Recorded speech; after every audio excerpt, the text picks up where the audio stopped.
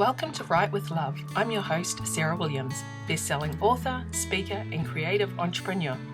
Each week, I chat to passionate and inspiring authors about their journey in creative writing. Some are traditionally published, some do it themselves. Everyone's journey is different, and everyone has something interesting to say. We all love love and love what we do.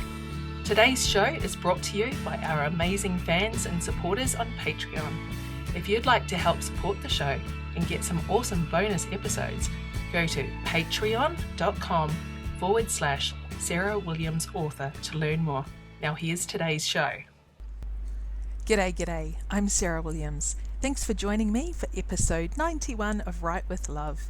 I'm recording this on Friday, September 6, 2019. I have hit the halfway mark of audiobook edits for number 2 in the Brigadier Station series, and I'm loving how it's coming together. I am a real control freak, and I'm so grateful for the opportunity to be able to work with Miles, my narrator, and make these books the absolute best they could be. Because we have so much fun working together, we want to share everything we've learned. So we are touring together in just a couple of weeks. The Queensland Writers Centre in Brisbane asked us to teach a workshop all about audiobooks, from narrating, producing, and marketing them. This 2-hour event is happening on Friday, 27 September at 6 p.m. and if you can't make it, it will also be streamed and recorded. So go to my Facebook events or website for all the details. You don't have to be in Queensland, you can be anywhere else in Australia or around the world to view this. We will also be at Books by the Bridge at SeaWorld on the Gold Coast all day on Saturday the 28th of September, which is also my birthday, so there will probably be cake. We are also doing talks at both Chermside and Carindale Libraries, Brisbane, and having a super exclusive meet and greet for our biggest fans, which you will get invited to if you join my Facebook group, which is called Readers of Sarah Williams. The pre-order for Christmas at Brigadier Station book number 5, is now live and will release on November 27th as a print and ebook. The links have just gone up on my website. It's wide, so you can get it at Amazon, Kobo, Google, Apple, and everywhere else. The latest Australian romance multi-author box set from Serenade Publishing is called Outback Lovers, and it is out now on ebook for only 99 cents. This time I've teamed up with fellow Aussies Lisa Bow, S.M. Spencer, and Suzanne Cass. It's only available for a limited time, so get it now. If you love Australian rural romance, then you will love these 4 full-length rural stories. My best-selling novel, The Sky Over Brigadier Station, is included in the set.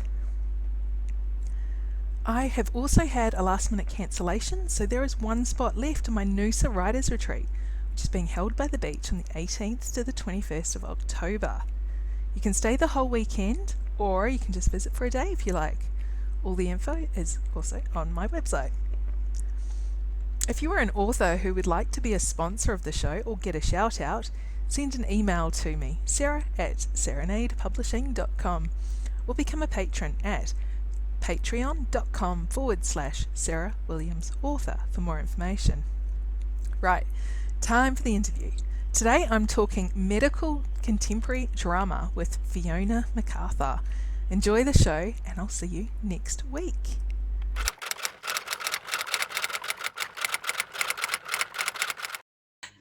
G'day and welcome to Write with Love. Today on the show I'm chatting to Fiona McArthur. Thanks for joining me today.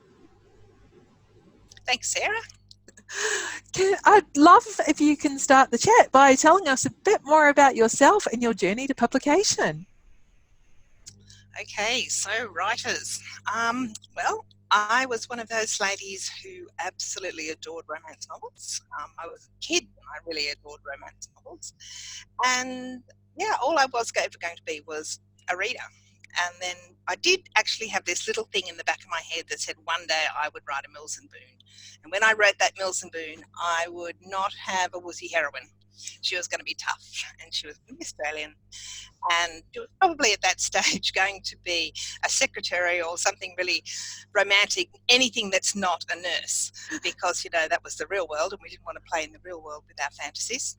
But anyway, I didn't actually do anything about it until I was about 30, and I'm not quite sure if you're 30 yet. Are you 30 yet?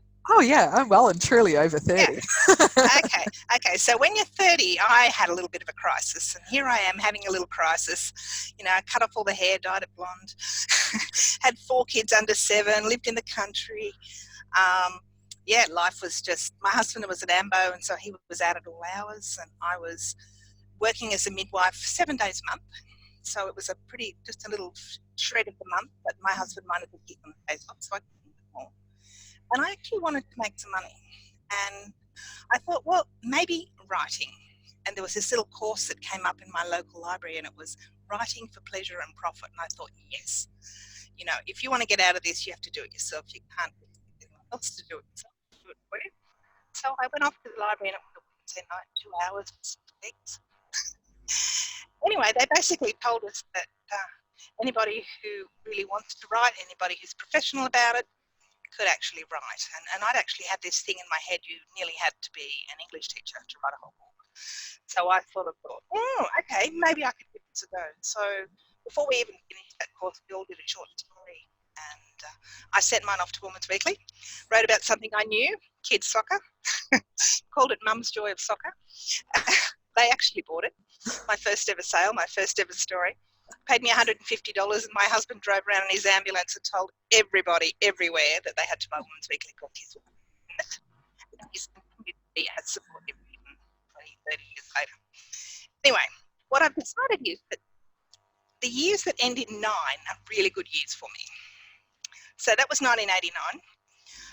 In 1999, after 10 years of trying to complete a book and 10 years of going to Romance Writers of Australia, which I discovered in 91 on their first conference, and I made a commitment to myself then that after finding this tribe of people, that I would actually go every year and I would commit to this, and this would keep me on the track. But it didn't make me finish a book until last year when Emma Darcy said to me, for God's sake, Fiona, finish the damn book, because I'd been sending in 3 chapters like everybody else had been doing and saying, oh yes, I'll finish it later if they ask for it, but they never asked for it. So in 1999 I actually finished a book, and I got the email that said they'd buy it, Harlequin Mills and Boon Medical Romance. What I discovered was that I don't know anything about secretaries, romantic shakes, all those things. I know nothing, and really what I do know about and what I'm passionate about is midwifery. So once I wrote that first book with a midwife, with all the things that I was passionate about in my small country hospital, that was when I published. So that was at 9 years ago, 1999. Yeah, wow, that's incredible. So it really is right what you know in the end. And For me it was. It's funny, your story is exactly like mine. So, you know, I've got 4 kids, I'm mid-30s, and I had that kind of revelation too when I was about 30. So, yeah, that's so funny. I know, and it's really a recognition that we need to fix it. It's no one else's problem. If we're not satisfied with our lives, then we need to change it. Yeah. And there's something very empowering about that, even about having permission to write, about carving out a little niche in the day of yours. Yeah. And in your case, probably as it is in mine, it's when the kids are not there and you're not on call. So I was the 4 a.m. to 6 sort of writer, and when the kids got up, that was pretty well all I did. So it's still been that way. I still write really well in the mornings. Yeah, me too. As soon as the kids walk down the road to the bus, I've got my laptop out, and that's when I write for my couple of hours a day. So, yeah, nice. it's definitely possible. And I do talk to a lot of women who are the mums, and they're like, yeah, this is what I'm going to try and do this. So I don't have to go back to work and that sort of thing. So, yeah. Well, I was still working. So I still worked. I worked up until the beginning of last year. And I actually can't believe how cool it is to be a writer without having to fit things into works and shift and trying to make up days when you go away. It's just amazing. So, yeah. It's another 9 year and it's been really, really good. That's it. So you've got a background in medical as a nurse and a midwife? Yeah, so when I did my nursing, which was a long time ago, 77 I started, it was nursing first, so 3 years general training and nurses in a hospital, not in a uni, and then they preferred you to come out and get about a year's experience and then do midwifery, which was another year.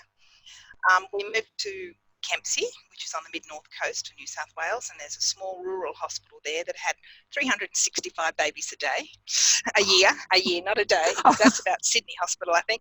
But no, it was one a day, and it was like, oh my goodness, this is just like the best thing in the world. This was coming to do antenatal classes. You see people antenatally, you see them when they come into labour, you look after them when they're meeting their baby and letting them breastfeed. You wave goodbye, and then they come back and party. It's just like the best thing in the world. And that's what I've put through into my books. I've put through that. Oh my goodness, this is like the best job in the world. And the women that you meet are just like the most amazing people you've ever met. Yeah. So yeah, I love it. Yeah, absolutely. That's brilliant. So writing about what you know. So you've written, you've got on your website, you like doing contemporary medical dramas, which I do really like, by the way. That's really cool. I do. I do like contemporary medical drama. So drama set in the present day. Drama, the medical aspect. There's always an exciting event. Medical because I actually really admire the doctors and the midwives and the nurses and the auxiliary people out back who do these amazing jobs with very few resources. During my time as a midwife at Kempsey, I was lucky enough to be chosen to become a volunteer teacher at a group called also Advanced Life Support Obstetrics. So it's like a group of volunteers there's about 18 to 20 instructors, and we get flown around Australia to more remote areas or cities where the remote people came into. And we'd have a weekend where we taught like crazy for 12 hours a day, and it was just the most amazing, inspiring place to be. And luckily I was part-time, so it wasn't so bad as it was for these incredible doctors who gave their weekends.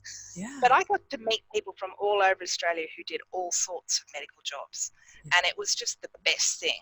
And it was the base of Aussie Midwives, which was my book about 19 Australian midwives. Because I met all these, not just high-powered people, but people who were doing these amazing remote jobs that just blow you away. So there was a whole world of ideas in books from doing those also weekends, and they gave you 3 subjects you had to study, and my next book would always be on one of those subjects. Whether it was cesarean, then their next book would have that, because like I was immersed in it because I'd taught it 3 times for an hour and a half over the weekend, and I'd actually examine people on it. And so it was like that was my focus for the next book. It worked really, really well. Oh, that's fantastic. Gosh. So you've been involved in the Outback Bride series, the We're Along series. Tell us about how this all came to pass and about your stories in there. Well, it was really interesting because I met Kelly Hunter. That was another 9 years. And we've sort of been part of a writing group, and Kelly was heavily involved in the Chule group of publishing, like with Jane Porter, and I'd met Jane many times before at conferences. And I always wanted to write for Chule. I just had this little thing. I mean, I did like the idea they had really nice lunches, but I really liked the idea of a little book that was American. I wanted to actually get my name out there in America, so I was writing Harlequin books, and I did every time a Harlequin book came, my spikes in America on my Author Central would pop up and all that sort of stuff. With Penguin, it was very Australia-centric, so it didn't really make that much difference. Although today I noticed that my Desert Midwife is 24,000 on my Author Central in America, which is really cool for someone who's Australian, produced by an Australian publisher. But anyway, the point was, I thought that if I wrote a book for Chule once a year, so one for Penguin, one for Harlequin, one for Chule, then that would spread my work out there. And yes, I think it has. And they're amazing people to work with. If anyone's looking for a really fun publisher to work with, great cover artists, great editors, well run, beautifully run, then Chule, I can't recommend them high enough. Yeah, I definitely buy lots of their books. I've had lots of their They're authors, gorgeous. Yeah, Madeline Ash is doing I amazing. I know. I Her just books are got her newest beautiful. one. She's been on the podcast too. So, Yeah, she's gorgeous. so Outback Brides though is based in Australia. So, yeah, Yeah, tell so us. they wanted some brides books, and I said to Kelly, if next series, can I come? And she said, yeah, we're doing some brides, some Outback Brides. So we sat down. There was Victoria Perman, Catherine High, and myself, and obviously Kelly Hunter. And Kelly's such a star. Anyway, we were only emailing each other, but then we got together and we had Kelly had this bottle of Wirra Block red, and we decided that this town really needed a name. And we decided that, couldn't get any better than We're Along. So we decided We're a Block didn't really work as a town name, but we were sort of bouncing all these other things. We're Along came along, and it just is beautiful. It's a wedding-centered town. So we've got all the people who run the town. Catherine Hine was the hairdresser. Kelly was the person who owned the station where the weddings were held. Victoria's person was the celebrant. Yes. And mine, of course, was the doctor. But she was masquerading as a cafe runner because of her sister, but it was still the doctor, the whole medical team here. Yeah. Yeah. Excellent. But it was great fun, really great fun. So 4 books in the first series, and we've actually been really, really, really fortunate with the reception of both that series. And now there's the second series has just come through, and Barb Hannay stepped in when Catherine couldn't do a book this time, but I'm sure Catherine will be back, because I just adored Catherine's book in that first series, and it's lovely to have Barb. And yeah, it's part of a little group, and it's just a lovely experience. Yeah, for sure. So within that series, I know Kelly Hunter has won an award for her book in that series. Yeah, Maggie's, yes. Yep. And you have also won an ERA award for the series. Yeah, so the series won the best series last year, or the last ERA announcements, which was just fabulous. That was really, really lovely. We were up against some really stiff competition there. Yeah. So it was lovely. Yeah, really great. That's excellent. And if anyone doesn't know what ARA is, it's the Australian Romance Readers Association. They're awesome. Yeah, you can't get any better than a bunch of readers. No. And then, of course, so there were 2 series, like we were saying, and in the second series, your book was called Holly's Heart, which had... No, my book was called Lacey in the second series. Lacey, sorry. So the first series, that's all right. In the first series, there was Kelly's Maggie's Run, then Victoria's Bella, and then there was Catherine's, actually can't remember the name of that lady, but I remember that man. Yeah, Elsa. Yes, I remember that man. I remember that haircut.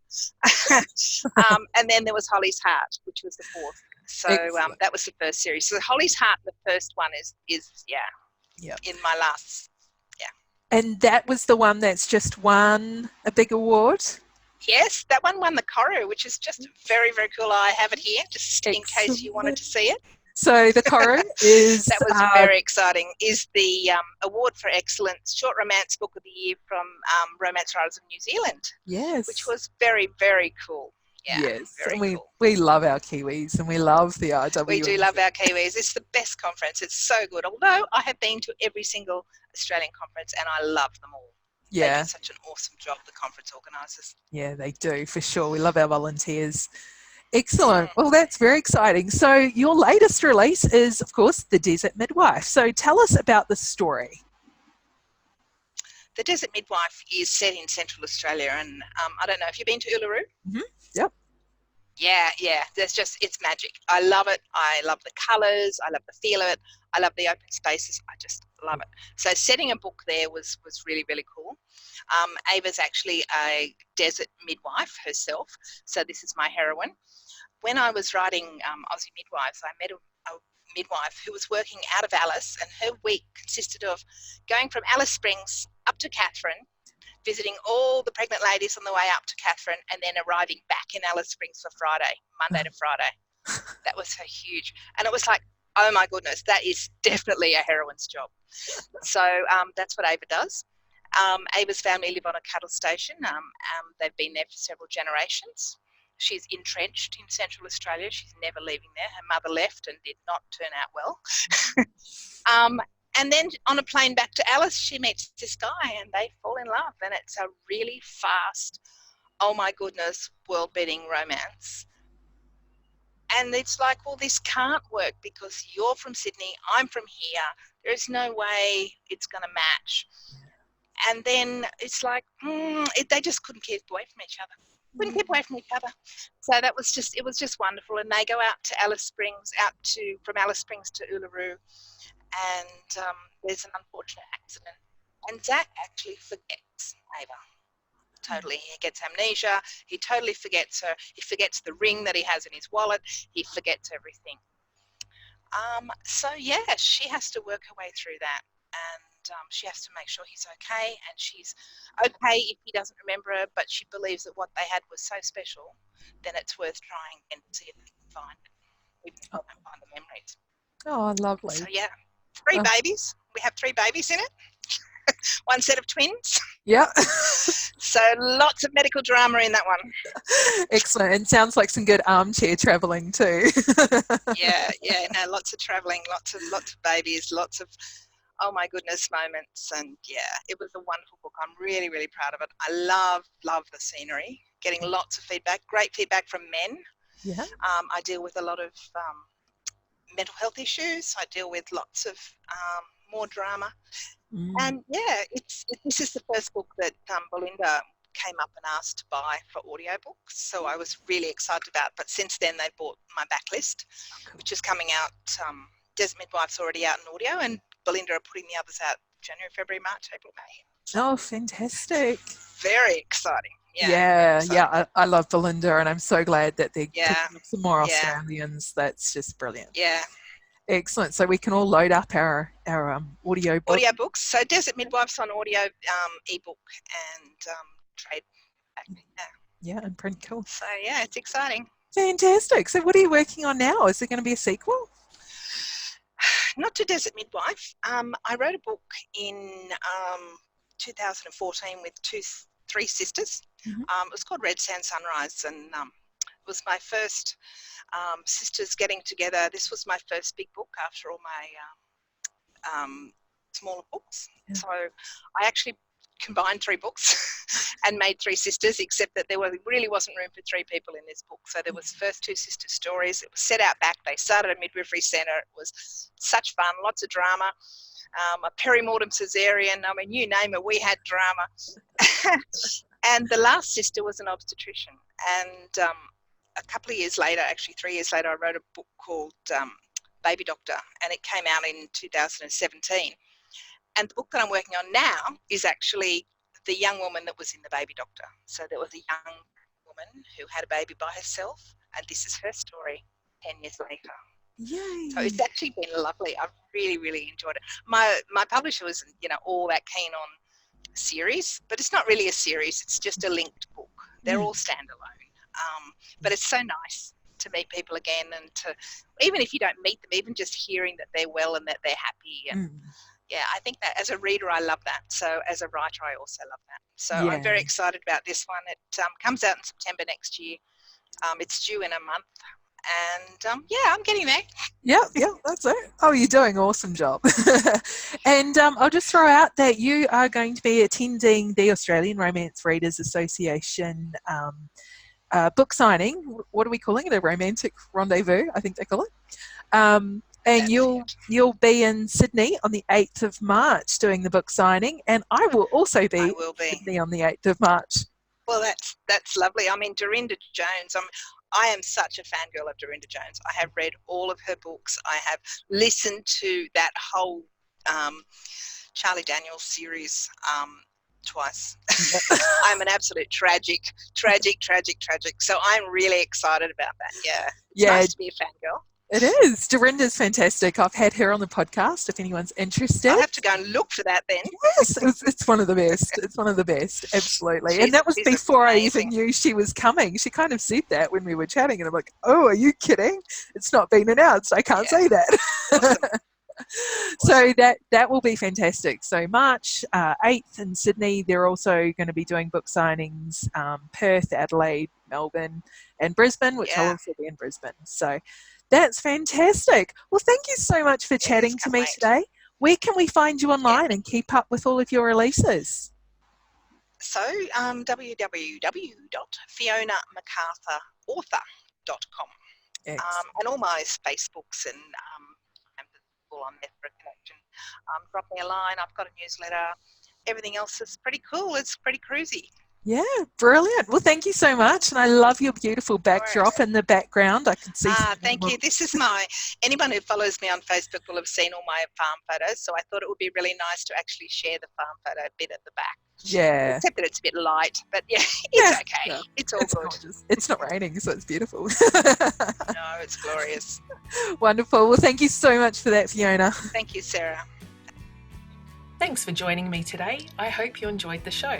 Jump onto my website, sarahwilliamsauthor.com, and join my mailing list to receive a free preview of my books and lots of other inspiration.